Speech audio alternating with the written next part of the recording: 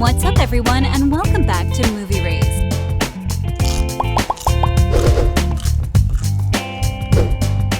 Since the launch of the initial film in 2010, DreamWorks' adaptation of Cressida Cowell's children's book has evolved into a cultural phenomenon.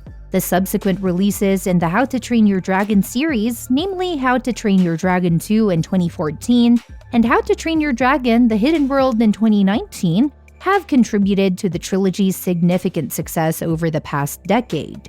The trilogy revolves around the escapades of Hiccup, voiced by Jay Baruchel, and his dragon companion Toothless alongside their friends and fellow villagers. Despite the satisfying conclusion provided by The Hidden World, fans have expressed contentment but also a lingering desire for more. The question now arises, could there be a potential How to Train Your Dragon 4 or a prequel to the trilogy? In the initial installment, How to Train Your Dragon, viewers are introduced to Hiccup and his father, the Viking chief of their village. The Vikings have a hostile attitude toward dragons, viewing them as fearsome beasts, particularly Hiccup's father, who believes dragons were responsible for his wife's death. A dragon attack on the village provides Hiccup with an opportunity to showcase his abilities.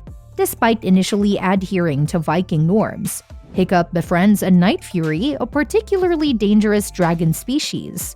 Eventually, after overcoming conflicts between humans and dragons, a peaceful coexistence is established.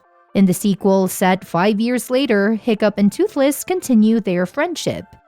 During an exploration, they discover a hidden ice cave inhabited by dragons, including Hiccup's supposedly dead mother. The plot thickens when they encounter the ruthless Drago, who seeks to control dragons for his army. The conflict results in Drago's defeat, and Hiccup is appointed chief for his remarkable achievements. In the trilogy's third chapter, Hiccup and his girlfriend Astrid manage affairs in their village, while Toothless assumes leadership of the dragon colony. Faced with overcrowding and a new threat, the village relocates in search of a safer haven, ultimately discovering the existence of a dragon's secret world.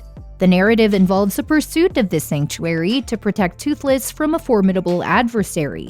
The resolution sees Toothless leading the dragon colony alongside a Light Fury.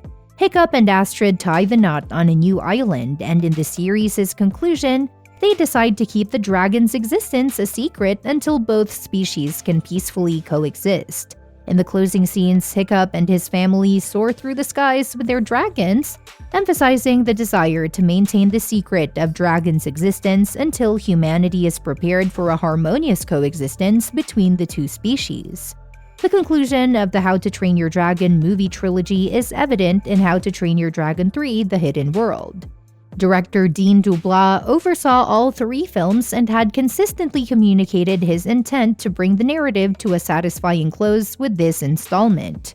DeBlois had been advocating for this approach for nearly 5 years, going back to 2014, where he successfully persuaded DreamWorks against the production of a 4th installment for How to Train Your Dragon. Consequently, the stories of Hiccup and Toothless find comprehensive resolution in the concluding moments of the 3rd movie, reaching a gratifying climax. The conclusion of the How to Train Your Dragon trilogy doesn't mark the end for fans, as the franchise continues with a sequel series. The 22-minute Christmas special How to Train Your Dragon Homecoming focuses on Hiccup and Astrid, now with their children Nufink and Zephyr. DreamWorks expanded the franchise with 2 additional series, Dragon Rescue Riders Heroes of the Sky and How to Train Your Dragon 9 Realms serves as sequels to the original trilogy. Dragon Rescue Riders is tailored for a younger audience compared to its predecessors on Cartoon Network and Netflix. It follows the adventures of twins Dak and Layla, who have a unique bond with dragons. In their town of Hutsgalore, the twins spend their days saving dragons and assisting the locals, offering a comedic and adventurous animated program. Meanwhile, How to Train Your Dragon 9 Realms is set 1,300 years after the events of How to Train Your Dragon: The Hidden World. In this contemporary era, dragons are relegated to the realm of fiction, legend, and fantasy. Following a significant tectonic upheaval caused by a comet collision, scientists worldwide converge to construct a state-of-the-art research facility. Tom Cullerson, a young adventurer, discovers the existence of dragons and a doorway to the hidden world within the mysterious rift. Season 1 introduces this new world, its inhabitants, and a group of heroic dragons. The writers uncover startling revelations about dragons and their planet, pledging to keep their existence a secret from those who may pose a threat on the surface. While director Dean DeBlois has made it clear that there won't be a How to Train Your Dragon 4, fans can't help but speculate about potential storylines if it were to happen. One conceivable plot could explore the final chapters of Hiccup and Toothless' story, depicting their years of growing apart, similar to the poignant scene in The Hidden World. However, such a storyline might feel repetitive and unnecessary. Alternatively, a potential sequel could shift its focus to Hiccup's children, Nufkin and Zephyr. A time jump could place them in their teenage years, following in their father's footsteps and embarking on their own dragon-related adventures. Yet fans might express a preference for the prequel, delving into the backstories of Hiccup's parents or providing insights into life before Hiccup's birth. Another intriguing option is exploring the history of the village of Berk. Rather than a direct sequel, fans might be more excited about the prospect of spin-off stories within the How to Train Your Dragon universe. These spin-offs could offer new perspectives and narratives that complement the original movie series. But you know what would be fun? How about this refined version? Imagine a fourth movie set in a time when Berk and dragons have parted ways. The story unfolds during a significant time skip, revealing Berk thriving independently with well-established defenses, innovative human-centric mechanisms, and an array of interesting features such as specialized fishing spots. In this narrative, Valka assumes the role previously held by Gothi, showcasing the character's growth and maturity similar to their roles in the Race to the Edge. Snotlout, now humbled and not overly proud, emerges as the second-best warrior, while also contributing to blacksmithing. Fishlegs becomes a dedicated teacher, overseeing a school that imparts valuable knowledge to the inhabitants of Berk. The twins take on an eccentric role as detectives, surprising everyone with their unexpected aptitude for solving mysteries. Astrid, with her leadership qualities, assumes the crucial role of defending Berk, ensuring its safety. At the helm of it all is Hiccup, now the chief, guiding Berk through this new chapter of separation from dragons. No need to apologize, your idea has a lot of potential, but here's a refined version of your continuation. In the midst of his duties, Hiccup receives numerous letters from small tribes that once served as overlords in the third movie, expressing their acceptance of dragons and a desire for an alliance. These missives become crucial as Berk faces a new threat: European settlers with a distinct British or French aesthetic who surprisingly ride dragons. However, their relationship with these creatures is far from harmonious. They treat dragons as mere pets and weapons, forcing them into battles and conditioning them to obey.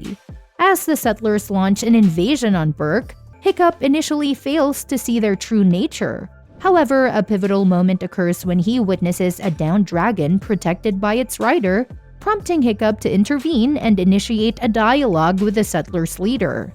Accompanied by Snotlout, Hiccup boards one of their ships. Through conversation, they learn that the settlers, inspired by a Viking tribe, aim to spread acceptance of dragons. The twist lies in their methodology, invading dragon-hating villages and transforming them into allies. The settlers, having realized their over-reliance on dragons, decided to let them live independently. Act 1 concludes with a revelation that the settlers, though initially perceived as antagonists, share a common goal of promoting dragon acceptance. This sets the stage for Act 2, with both human and dragon storylines unfolding. For Toothless, he investigates suspicious ships near the hidden world, discovering the settlers. Fascinated by Toothless, they befriend him with fish. However, Toothless later witnesses the mistreatment of dragons on the ships, leading to a conflict of allegiance. Meanwhile, Hiccup visits Viking tribes that contacted him, only to find they've been militarized by the settlers. The tribes, enraged by their lack of autonomy, call upon Berk for help, further fueling their resentment towards dragons. Simultaneously, Toothless, feeling protective, alerts the hidden world as the settlers attempt to explore it. Despite facing hundreds of dragons, the settlers managed to seize dragon eggs, escalating the conflict. In Act 2, the intricate plot weaves the challenges faced by both humans and dragons, exploring themes of acceptance, manipulation, and the consequences of misguided good intentions. Well, that's it. For now, make sure that you like our video. Please share your views in the comment section with us. Subscribe to the channel to get updated, and do not forget to hit the bell icon to never miss an update. Thanks for watching the video. See you at the next one.